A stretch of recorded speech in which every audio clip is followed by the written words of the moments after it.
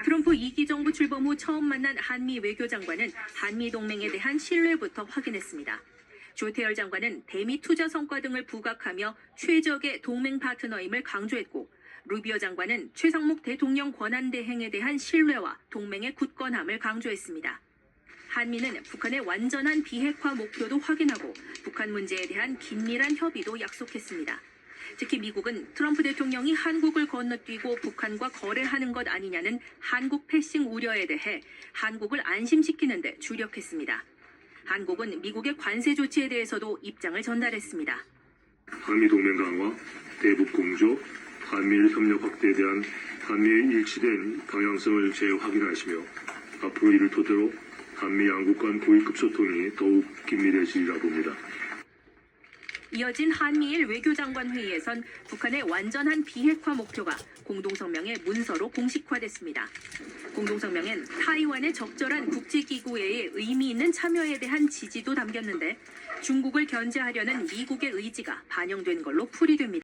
독일 민헨 안보회의를 계기로 우리 시각 어젯밤에 열린 한미일 외교장관 회의 45분 동안 진행됐는데 트럼프 2기 행정부 출범 이후 한미일 외교수장의 만남은 처음입니다. 회의 직후 북한의 완전한 비핵화에 대한 확고한 의지를 재확인하고 대북제재 유지 등 긴밀한 정책 공조를 위한 노력을 강화하기로 했다고 밝혔습니다. 앞서 어젯밤 한미 외교장관 회담에서도 양국이 앞으로 대북 정책을 수립하고 이행하는 과정에서 긴밀하게 공조하기로 했는데 이른바 한국 패싱, 즉 한국 배제 우려가 다소 덜어졌다는 분석입니다. 트럼프 2기 행정부에서 북한 문제를 다룰 때 있어서 한국의 목소리가 적극적으로 반영될 수 있는 그러한 계기가 된 것이 아닌가 싶습니다. 미 국무부는 별도 보도자료에서 루비오 국무장관이 최상목 대통령 권한대행에 대한 신뢰를 재확인했다고 언급하기도 했습니다.